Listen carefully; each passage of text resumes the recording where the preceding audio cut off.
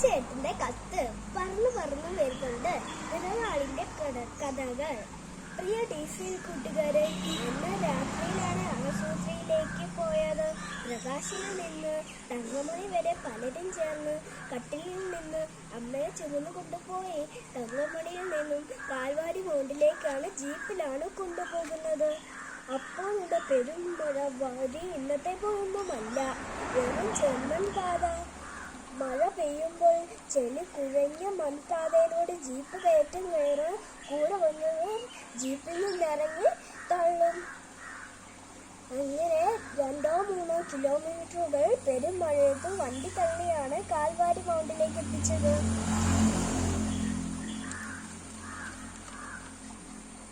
അവിടെ നിന്ന് Kattappana saint John's mission ആശുപത്രിയിലേക്ക് പറന്നു. അവിടെ എത്തിയപ്പോഴേക്ക് അമ്മച്ചിക്ക് പ്രഷർ കൂടി, ശരീരം കോച്ചിപ്പോയി. 2 മണിക്കൂർ കൊണ്ട് മുണ്ടക്കയം മെഡിക്കൽ ടെസ്റ്റ് ഹോസ്പിറ്റലിലേക്ക് എത്തിച്ചാൽ ചിലപ്പോൾ അമ്മയ്ക്കും കുഞ്ഞിനും മരിക്കില്ല. പിന്നെ ദൈവം തമ്പുരാനെ എന്ന് വിളിച്ചൊരു പോക്കാണ്. അന്ന് വിളിച്ചൊരു പോക്കാണ്. വളവും തിരിവും കൊണ്ട് കുഴിയാണ്, വീതി തീരെ കുറവും. അങ്ങനെ പറന്നു പോകുമ്പോൾ അമ്മയുടെ ബോധം പോയി. എല്ലാവരും ജീപ്പിലിരുന്ന് നിലവിളിച്ചു, കൊന്ത ചൊല്ലി പ്രാർത്ഥിച്ചു. ഒരു വളവ് തിരിഞ്ഞപ്പോൾ അതാ ഒരു വലിയ പാണ്ടിലോറി വലിയ തടികളുമായി ഇഴഞ്ഞു നീങ്ങുന്നു. ജീപ്പിന് ഓവർടേക്ക്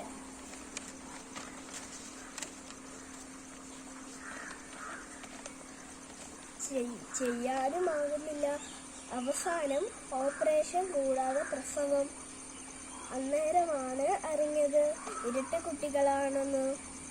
അമ്മയ്ക്ക് ബോധം തെളിഞ്ഞത് 2 ആഴ്ച കഴിഞ്ഞാണ്. പ്രിയ കൂട്ടുകാരെ, ഇത്രയും വായിച്ചപ്പോൾ എന്ത് കഥയാണ്, ഇതാരുടെ കഥയാണ് എന്ന് നിങ്ങൾക്ക് തോന്നിയായിരിക്കാം. എന്നാൽ ഇത് മറ്റാരുടെയും കഥയല്ല, ഇത് എൻ്റെ കഥയാണ്, പിറന്നാൾ കഥയാണ്. ഓർമ്മ വെച്ച കാലം മുതൽ ഇതാണ്. കഴിഞ്ഞ 50 വർഷമായി ഞങ്ങളുടെ അച്ചാച്ചനും അമ്മച്ചിയും എല്ലാം പിറന്നാൾ ദിനത്തിലും ഞങ്ങളോട് പറഞ്ഞു തന്ന പിറന്നാൾ കഥയാണ്. കേട്ട് കാണാപ്പാടമായത്. കഴിഞ്ഞ വർഷവും ആദ്യം കേൾക്കുന്നതു പോലെ ഞങ്ങൾ ആവേശത്തോടും അത്ഭുതത്തോടും കൂടി കേട്ട കഥയാണിത്. കൂട്ടുകാരെ, നമുക്ക് എല്ലാവർക്കും പിറന്നാളുണ്ട്. നമ്മൾ തന്നെ ഹാപ്പി ബർത്ത്ഡേ എന്നാണ് പറയുന്നത്. എന്നാൽ നമ്മൾ പിറന്നാള് ആർക്കു വേണ്ടിയാണ്? നമുക്ക് ഏത് ഹാപ്പി ബർത്ത്ഡേ ആയിരിക്കുന്നല്ലോ.